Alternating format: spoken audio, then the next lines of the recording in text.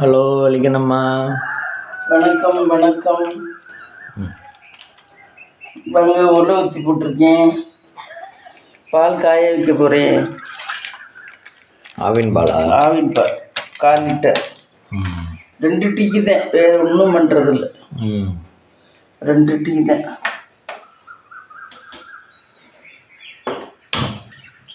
அதில் எத்தனை டம்ளர் தண்ணி ஊற்றுவீங்க இப்போ? 1 டம்ளர் தான் ஊற்றுவேன். 1 டம்ளர் தான் ஊற்றுவேன். இப்போ இடையில பச்சை பாக்கெட் வாங்கியிருந்தீங்க, அது என்னாச்சு? பச்சை பாக்கெட்டா? புதுக்கோட்டையிலேருந்து வாங்கிட்டு இருந்தோம். அதெல்லாம் ரொம்ப நாள் ஆச்சு. இல்லை, அது பால் பாக்கெட் அது நல்லா இல்லைன்னு அப்புறம் திரும்ப. ஆமாம், இது வாங்கிட்டேன்.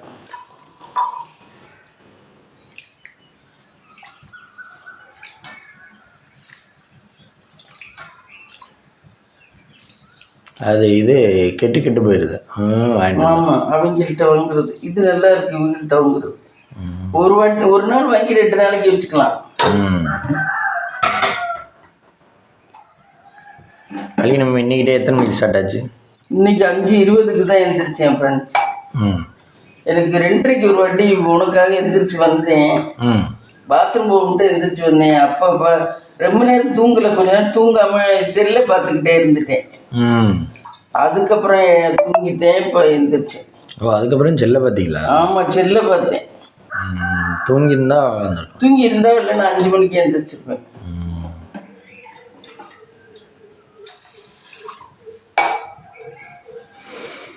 அரிசி களைஞ்சு கொண்டிருக்கிறார்கள். அரிசி கழிஞ்சு போடணும். அப்புறம் இன்னைக்கு ஒர்க்கு மம்மி? இன்னைக்கு ஒர்க்கு தான், சமைக்கணும். வேற என்ன பண்ணணும்? சமைச்சிட்டு குட் பிள்ளையா இருக்கணுமா? ஆமாம், குட் பிள்ளை. இது பருப்பு வாங்கி போடணும் குக்கரில். பாசிப்பருப்பை வேக போட்டு கூட்டு வச்சுருவோம். எங்கே இருக்கு? அங்கிட்டு இருக்கு. அது எங்கே இருக்குன்னே தெரியாது. பாசிப்பருப்பா? ஆமாம், தேடி கண்டுபிடிக்கணுமா? அதில் தான் வெள்ளையில் தெரியுமே. கண்டுபிடிச்சாச்சு. பாசிப்பருப்பு வந்துடுச்சு. ஆமாம், மல்லிகை நம்ம ஆயுதம்.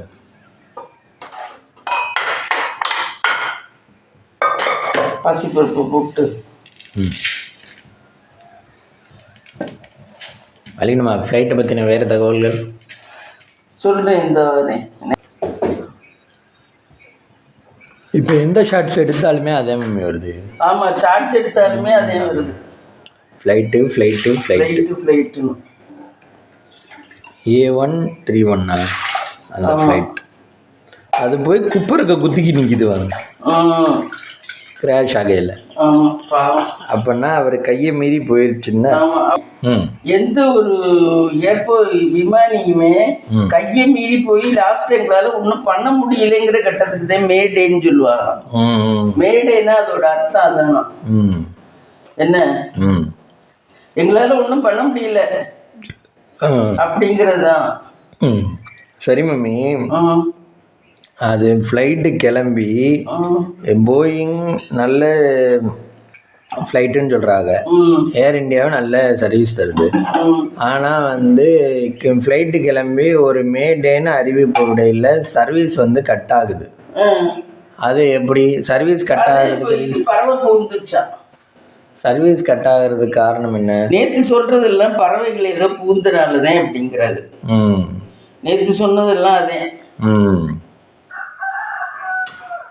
பறவைகள் ஏதோ பூந்தனாலதான் அந்த இதால தொடர்ந்து வேலை செய்ய முடியல மோட்டரால.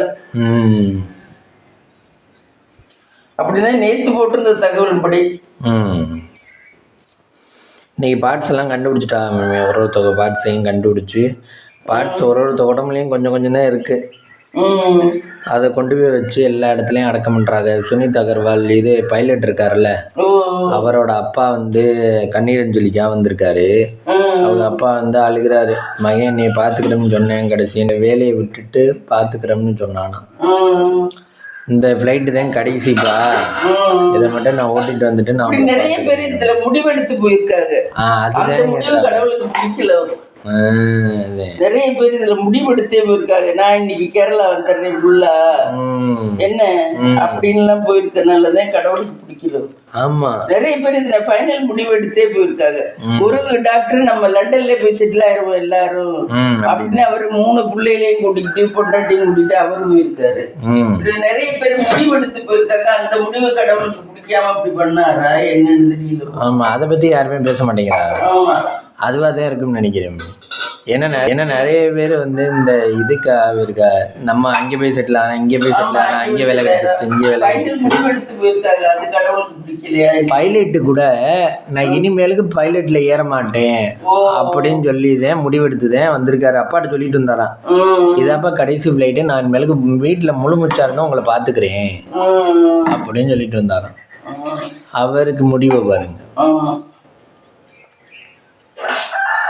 அவர் இவ்வளவு வருஷம் ஓட்டி கடைசி சர்வீஸ்ல சாகிற மாதிரி இருக்கு. ஒருத்தருக்கு ரிட்டையர் ஆகிறது ஒழுங்காயிடுறாங்க.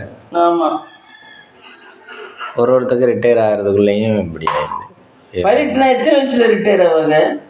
ஒரு 60 வயசா தான் இருக்கும். இல்ல அதெல்லாம் கம்மியா இருக்கும். இல்லையா, அவருக்கு 56 வயசாம். அப்படியா? எக்ஸ்பீரியன்ஸ் தானே போடுவாங்க.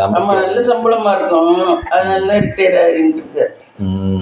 அவங்களுக்குலாம் சம்பளம் எக்கச்சக்கமா இருக்கும். அவங்க அப்பா 25 லட்சம் 30 லட்சமா இருக்கும். அவங்க அப்பாவே ஏதோ ஒரு ஏவியேஷன்ல தான் கவர்மெண்ட்ல வேலை பார்த்தாராம். சுனித் அகர்வால் அவங்க அந்த பைலட்டோட அப்பா. கோ பைலட்டு கொஞ்சம் சின்னமா இருக்கேன், எங்கா இருக்கேன். இவருக்கு தான் 56 வயசா. மேரேஜ் ஆலையா, அப்பாவை பார்த்துக்கிட்டு இருந்திருக்காரு. அப்பாவுக்காக அப்பாட்ட தான் சொல்லிட்டு வந்தாராம், ஃப்ளைட்டுக்கு வர இல்லை, நான் இனிமேலுக்கு உங்களை முழுமுச்சா பார்த்துக்கிறேன்ப்பா, இனிமேலுக்கு ஃப்ளைட்டு ஏற மாட்டேன் அப்படின்னு கடைசி. நிறைய பேரோட ஃபைனல் அதாவது மாற்றி இதுவா போச்சு.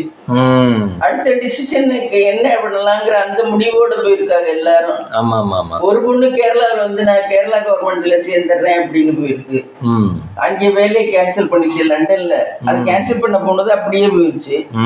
ஒருத்த குடும்பம் லண்டனுக்கு போய் நாங்க டாக்டர் நீங்க எனக்கு இங்கே டாக்டர் வேலை தேவைன்னா நாங்க லண்டனுக்கே போறோம் அப்படின்ட்டு ஒரு குடும்பம் போயிருக்கு. அவங்க போயிட்டாங்க. அப்படி ஒவ்வொன்றும் ஃபைனலா வேண்டாம், ஃபைனலா இதை முடிச்சுக்கோம்னு நினைச்சவங்கலாம். அதனாலதான் அந்த இது கடவுள் இப்படி என்னடா எல்லாரும் முடிவு மாத்தி எடுக்கிறாங்களேன்னு கடவுள் நினைச்சாரு. யாரு கண்டா அதனால ஒரே வழியா ஃப்ளைட்டே எரிஞ்சு வச்சோம். அது பாத்தீங்கன்னா மம்மி குத்திக்கு நிக்குது. இந்த நம்ம பொருள் மண்ணுக்குள்ள போடுவோம்ல, மண்ணுக்குள்ள போட்டா சலுக்குன்னு போய் நிக்குதுடா அப்படின்னு சொல்லுவோம்ல, அது மாதிரி ஃப்ளைட்டு போய் குத்திக்கு நிக்குது. ஆனா போயிட்டு திருப்பி இறங்குதுப்பா. நான் பார்த்த வரைக்கும் போயிருச்சு, கொஞ்சம் போயிருச்சு. போனதுக்கு அப்புறம் திருப்பி இது ஸ்லோவா இறங்கி வந்துதான் இந்த அதுதான் இன்ஜின் ஃபெயிலியர் ஆயிடுச்சு. அதனாலதான் கட்டடத்துல அதுக்கு மேல அவங்க இதான் சொல்றாங்க, எங்களுக்கு த்ரஸ்ட் கிடைக்கல, மேல போறதுக்கு எங்களுக்கு பவர் கிடைக்க மாட்டேங்குது. பவர் கிடைக்கல. ஆமா, சரி, பவர் எப்படி இவ்வளவு தூரம் நல்ல ஃப்ளைட்ல எப்படி பவர் எப்படி லாஸ்? அது அந்த நேரம் பறவை புகுந்துருக்கலாம்னு தான் சொல்றாங்க. இப்பயும் அப்படித்தான் சொல்றாங்க. பறவை தான் புகுந்துருச்சு. பறவைகள் புகுந்த ரெண்டுலயுமே அவங்க டவுட்டா கேக்குறாங்க, 2 இதுலயுமா எப்படி பறவை புகுந்துருமா? அதெல்லாம் புகுந்துருமா? அதுகளுக்கு தெரியாது. ஆமா, ஆனா இவ்வளவு பெரிய காம்பனண்ட் மேல பறவைகள் நம்ம உட்கார்ந்தாலே ஓடிடுதுல ஒன்னொன்னு சுதா. இவ்வளவு பெரிய இல்ல ஒரு இதுல வந்து சுதாரிச்சிருதுங்க. அந்த பறவை இவ்வளவு பெரிய காம்பனண்ட் இவ்வளவு பெரிய என்ஜினுக்குள்ள போகுது. போனா நம்மளும் செத்து போயிடும்னு தெரிஞ்சுக்கிட்டே போகுது.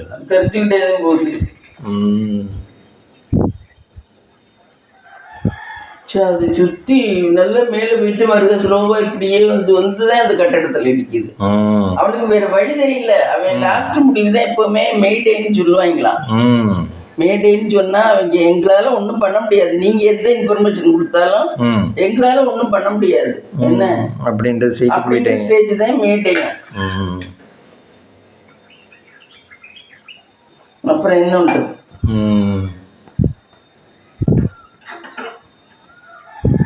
ஆனா பயணிகள் நிறைய பேர் இருக்காங்க. அது உள்ளேயும் காட்டுறேன். அந்த இது ஒண்ணுங்க பாரு, அந்த ஏர் ஹோஸ்டஸ் அவ்வளோ சந்தோஷமா பாட்டு பாடிக்கிட்டு ஜாலியா இருக்காளுங்க. ஒன்று அம்மாட்ட சொல்லிட்டு போயிருக்கு. அம்மாட்ட கிளம்பும் போது வீடியோ எடுத்திருக்காங்க. வீட்டில இருந்து கிளம்பி போங்கல்ல ஃப்ளைட்டுக்கு, அப்போ இங்கே வீடியோ எடுத்திருக்காங்க. அம்மா வந்து உட்கார வச்சு சேரீ எல்லாம் கட்டிட்டு, அம்மா நான் ரெடி ஆகிட்டேன் அப்படின்னு சொல்லுது. வேற லாங்குவேஜ், நான் வேற ரெடி ஆகிட்டேம்மா அப்படின்னு சொல்லுது. உடனே அம்மா இங்கே வாமா அப்படின்னு சொல்லிட்டு உட்கார வச்சு சாப்பாடு ஊட்டியிருக்கா. சாப்பாடு விட்டுனே சரி ஓகேம்மா பாய் அப்படின்னு சொல்லிட்டு பேக்கை மாட்டிக்கிட்டு கிளம்புது. கிளம்பலாம் வீடியோ எடுத்திருக்காங்க. கொஞ்ச நேரத்தில் அம்மா ஃபோனை பார்த்துக்கிட்டே இருக்கா. இன்னும் ஃப்ளைட்டு கிளம்பிடுச்சு, என்ன ஏதோ ஃப்ளைட்டு கிராஷ்னு பார்த்தா இந்த ஃப்ளைட்டு. உடனே கண்ணாடி எடுத்துட்டு அழுகுறா. ஆக நம்ம பொண்ணு போன ஃப்ளைட் இல்லை, இப்படி ஆகிப்போச்சு அப்படி. சரிவா பால் நீவேதி பண்ணிடுறோம். இங்கே ஆல்ரெடி விளக்கிடுறாங்க. அது ஒரே செவந்தி பூ இருக்குது. செவந்தி பூ 2 கொடுத்தேன். மல்லிகைப்பூ நேற்று சாயந்தரம் தான் கட்டி வச்சேன். அது பேர் வதங்கிடுச்சு. கடவுளை ஸ்ரீமூலம் குடிக்கலாம். கடவுளை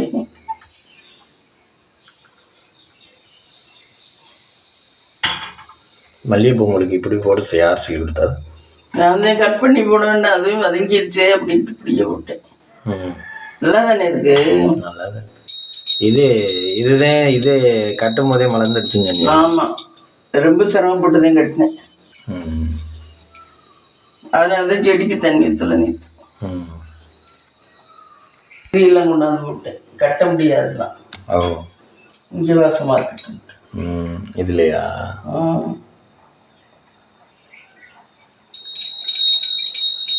பிள்ளையாரப்பா மகாலட்சுமி தயாராக இருக்கட்டும். வாங்க எல்லாரும் சாமி கும்பிடலாம்.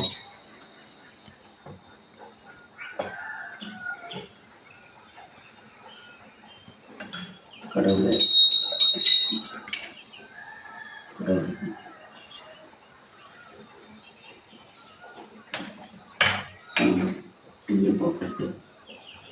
இது நான் அந்த இதுவும் எடுத்துட்டு வந்துடுறேன்.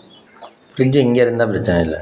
ஆமாம், இங்கேனே திறந்து இங்கேனே எடுத்துக்கலாம். அப்போ ஃப்ரிட்ஜு கிச்சனில் தான் இருக்கணும்.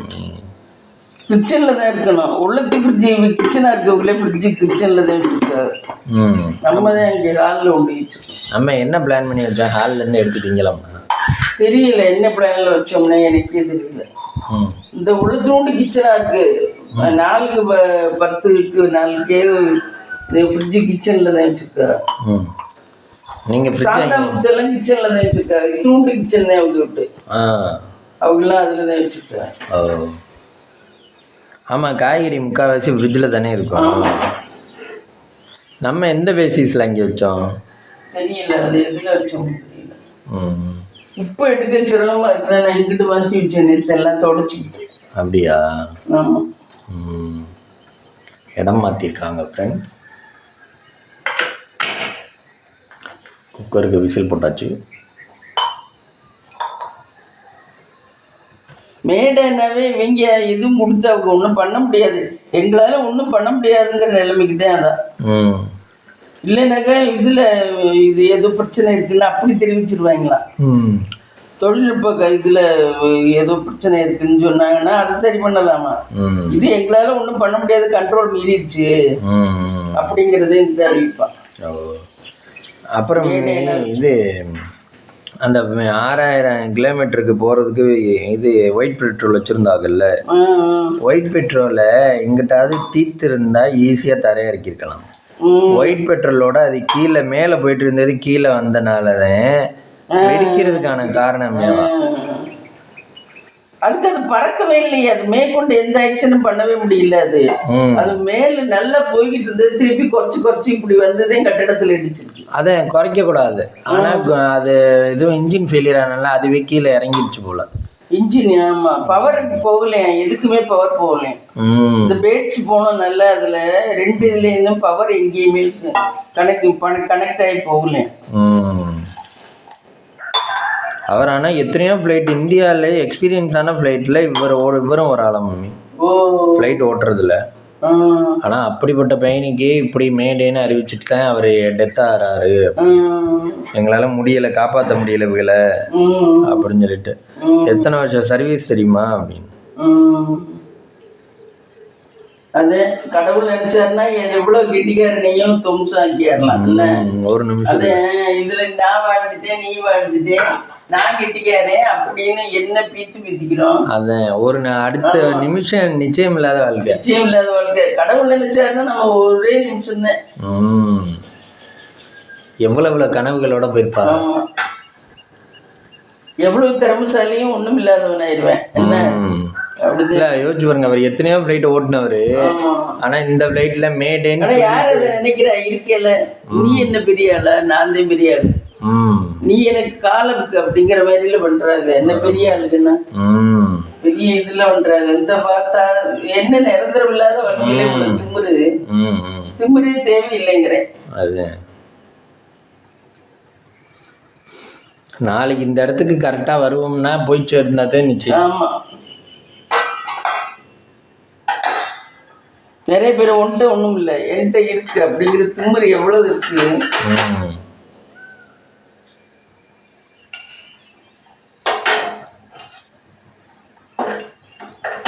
நீங்க அவங்க உடம்பு பார்ட்ஸ் எல்லாம் எடுத்துட்டு போறா பாத்தீங்களா? பார்த்தேன். ஆம்புலன்ஸ்ல ஸ்ட்ரக்சர்ல அது அந்த மஞ்சள் கலர் இது போட்டு கொண்டு போறாரு. ஆனா யாரோ ஒருத்தர் பெயிட்ஸ் ஒண்ணு தூக்கிட்டு போறாரு. அது உயிரோட இருக்கானா, அது விழுந்த இடத்துல இருந்து நஞ்சு போச்சா என்னன்னு தெரியல, அதை தூக்கிட்டு போறாரு. இது கேட்டிருக்கேன். ரொம்ப கடவுளோட ஆசீர்வாதம் உள்ளவனா. ஆமா ஆமா, அவன் எமர்ஜென்சி டோர் பக்கத்துல தான் இருந்தான். முக்காவாசி அப்படிதான் சொல்றா. இருந்தானா அது ஃப்ளைட் அரையும் குறையமா பறந்துட்டு இருக்கல, அதை புல் பண்ண தெரியுதான் அவனுக்கு. மற்றவங்களுக்கெல்லாம் அதை திறக்க தெரியலையா. இவன் திறந்துட்டு டோர் வெளியே இருக்கு, வெளிச்சம் தெரியுது அப்படின்னு குதிச்சுட்டேன்.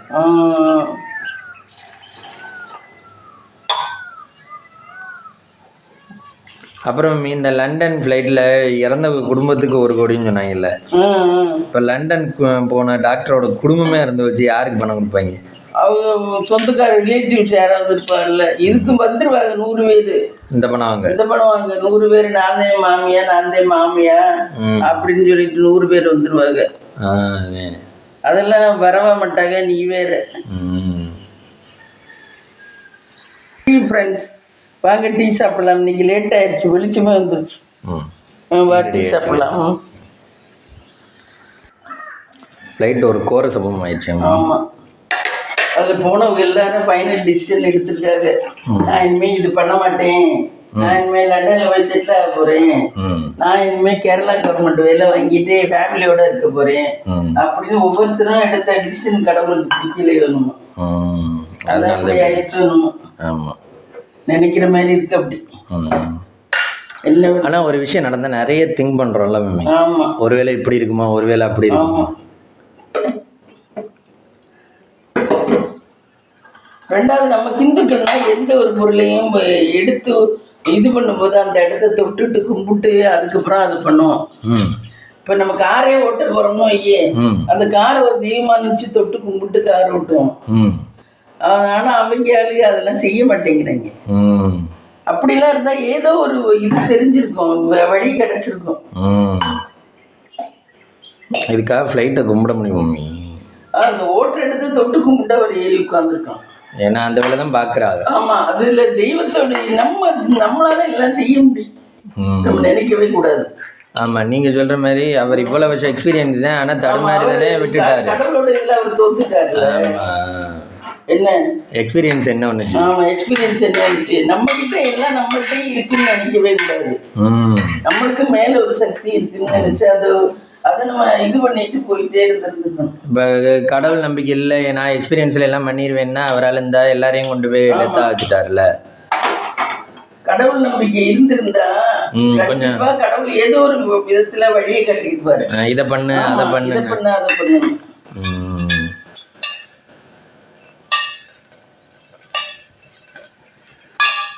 நம்ம அதுக்காக கடவுளை நம்புறோம். நம்மளுக்கும் தெரியாம எத்தனையோ இருக்கும், அதுல இருந்து நம்மளை தப்பிக்க வைக்கிறது கடவுள் தான். ஆனா சுவிட்சஸ் எவ்வளவு சுவிட்சஸ் இருக்கு மம்மி? ஆமா, சுவிட்ச் பார்த்தேன், நானும் பார்த்தேன். அவ்வளவு சுவிட்ச், நிறைய சுவிட்ச் இருக்கு. ஆமா, தேவையில்லாம எந்த லைட்டையும் அமைக்கிடக்கூடாதான், அது பண்ணக்கூடாது, இது பண்ணக்கூடாது. ஆனா எல்லாம் சுவிட்ச் தான், கண்ட்ரோல் எல்லாமே அப்படி ஈஸியாக தான் வச்சிருக்காங்க. ஆனா தெரிஞ்சுக்கிட்டோம். ஆமா, சுவிட்ச் தான். ஆமா, அவ்வளவு சுவிட்சு. ஆமாம், குட்டி குட்டியாக அவ்வளவு சுவிட்ச் இருக்கு அப்பா. ஆனால் அந்த வேலைன்னு பார்க்க ஆரம்பிச்சிட்டோம்னா நம்மளே 24 மணி நேரமாக அதை பார்த்துட்டோம்னா அது தெரிய ஆரம்பிச்சிடும். தெரியாது. சமைக்க தெரியாது. நம்ம ஆரம்பிக்கும் போது கடவுளே அப்படின்னு சொல்லி நம்ம தமிழ்ஸ் தான் அதை ஆரம்பிப்போம். தமிழ்ஸு கேரளீன்ஸ் எப்படின்னு தெரியல. கடவுளே நீ இதப்ப எல்லாமே என்ன அப்படின்னு நினைச்சிட்டு ஆரம்பிச்சிருந்தோம்னு வச்சுக்க, இப்படி ஒரு கோர விபத்து நடந்திருக்காரு.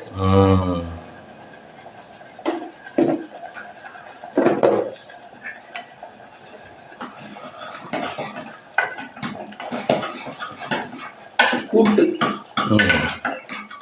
கூட்டு ரெடியாக இருக்கு. கூட்டு ரெடி ஆயிடுச்சு. உப்பு கொஞ்சம் போட்டு மஞ்சத்தூள் கொஞ்சம் போட்டு இறக்குனா கூட்டு ரெடி. அப்புறம் முட்டையை வேக வைக்கலாம்.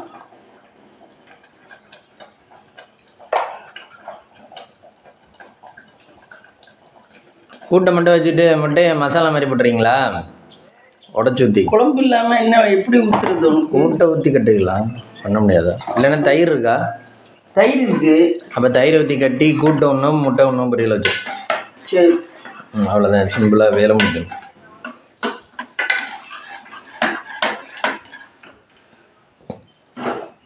நீ 7 மணிக்கு தானே வைப்பற, அதுக்குள்ளே குழம்பு வச்சிருவேன். முட்டை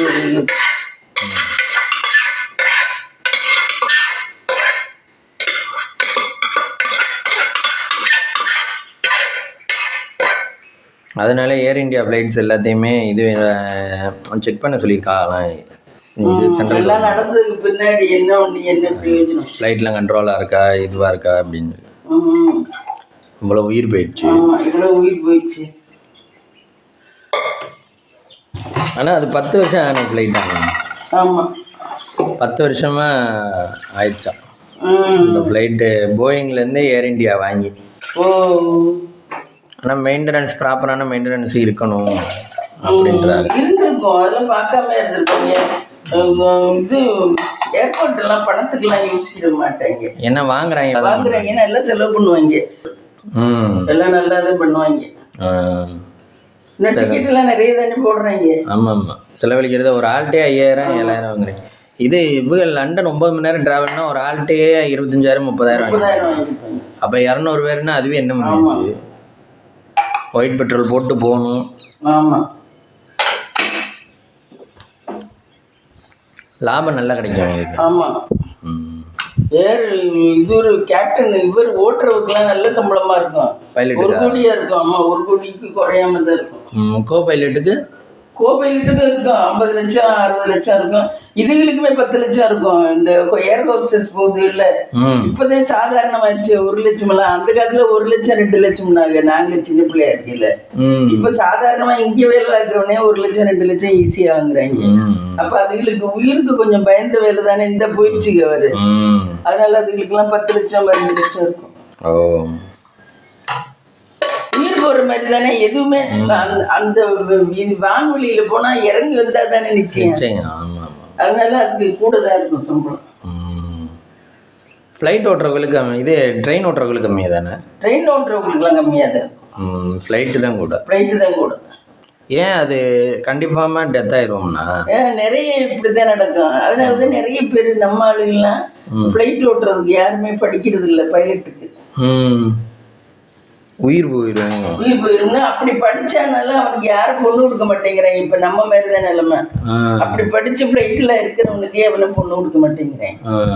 இங்க இருக்க ஒரு சிட்டியா இருப்பேன் மகனுக்கு ஃபிளைட் ஓட்டுற வந்தவன் நல்லா அவங்க நான் போய் வீடு கேட்டுன்னு சொன்னல பேர் அவங்க வீட்டுல அந்த செட்டியார் பேரே ஃபிளைட் ஓட்டுறது நல்லா அழகா நல்லா இருப்பேன்.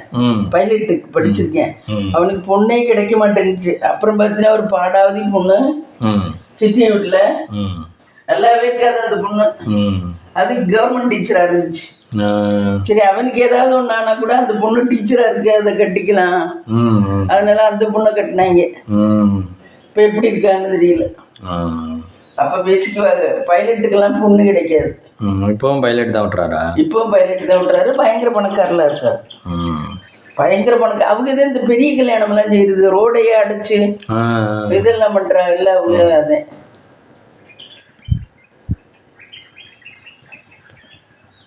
நம்ம சிட்டியாரில் இவர் ஒரு ஆள் தான் நான் கேள்விப்பட்டிருக்கேன். வேற யாரும் பைலட்டாக கேள்விப்பட்டதில்லை. வேற எல்லாம் உயிர். ஆனால் அவருக்கு பொண்ணே கிடைக்க மாட்டேன்னு வயசு 40 வயசுக்கு மேலே தான் கல்யாணம் பண்ணார். ரொம்ப சிரமமா இருந்துச்சு. பாரு நம்ம ஆளுங்க எவ்வளோ சேஃப்டி பார்க்குறான்னு. அப்படி பார்க்குறவனுக்கும் பொண்ணு கொடுக்க மாட்டேங்கிறாளுங்க. லோக்கலாக வேலை பார்க்குறவனுக்கும் பொண்ணு கொடுக்க மாட்டேங்கிறாங்க. வெளிநாட்டில் துபாயில் வேலை பார்க்குறவனுக்கும் பொண்ணு கொடுக்க மாட்டேங்கிறாங்க. ஒன்லி ஐடி பிசினஸ் பண்றவனுக்கும் கிடைக்க மாட்டேங்குது. இப்போ பிசினஸ் பண்றவனுக்கும் அந்த பிசினஸ் எப்படி போகுமானோனா அதுக்கும் கொடுக்க மாட்டேங்கிறாங்க. ஒன்லி ஐடி மட்டும்தான். செக்யூர்டு இருந்தா மட்டும்தான். ஆமா, ஐடியில் ஒர்க் பண்ணா கொடுக்குறாரு. பிரச்சனைங்கிறது எதில் வேணாலும் வரலாம்ல. ஆமா, அவங்களோட ட்ரஸ்ட். ஆமா, அவங்களோட நம்பிக்கை. ஐடி லெவல் பார்த்தா சுகமாக இருக்கலாம். வேலையும் ஹோம் ஃப்ரம் இதுன்னு சொல்லி போட்டுட்டு வீட்டில் இருக்கலாம். ஒர்க் ஃப்ரம் ஹோம் போட்டுட்டு கூட வீட்டில் இருக்கலாம். இப்போ கொரோனா வந்ததுலேருந்து அதுவே ரொம்ப சௌரியமாக போச்சு. வீட்டில் இருந்து நிறைய பேர் வீட்டில் இருந்து இந்த பாலசுப்ரமணியெல்லாம் வீட்டில் தான் இருக்காங்க. சம்பளம் பாட்டுக்கு நடக்குது, வீட்டில் தான் இருக்காங்க. இங்கிட்டு கோயில் குளம்னு கார் எடுத்துக்கிட்டு போகிறாங்க வராங்க. Work from home. இன்னும் ஐடி பார்த்தீங்கன்னா இன்னும் நேற்று நான் இதில் பார்த்தேன் இது ஐடி இன்னும் 4 வருஷத்துல இன்னும் ஃபீல்டு எங்கேயோ பெரிய லெவலுக்கு போகுதான்.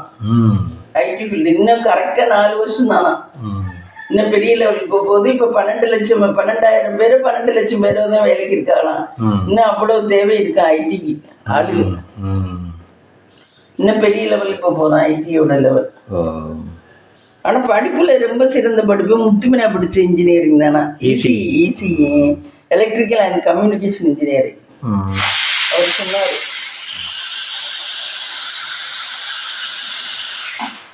குக்கர் விசில் வந்துருச்சு. அந்த ஈசியை படித்தோம்னா எல்லா துறையிலையும் வேலைக்கு போகலாம். Electrical and communication engineering. Friends, காலையில் தோசைக்கு தொட்டுக்கு இந்த முட்டை குழம்பு இருக்குது. கூட்டு சொரக்காய் கூட்டு வச்சேன். கூட்டு இருக்கு. மதியத்துக்கு சுட சுட சாதம், முட்டை குழம்பு, சொரக்காய் கூட்டு, தயிர். இதான் ஃப்ரெண்ட்ஸ் இன்றைக்கி நம்ம உள்ள லஞ்ச். வாங்க சாப்பிடலாம். இந்த வீடியோ பிடிச்சிருந்தா லைக் பண்ணுங்கள், ஷேர் பண்ணுங்கள், கமெண்ட் பண்ணுங்கள், சப்ஸ்கிரைப் பண்ணுங்கள்.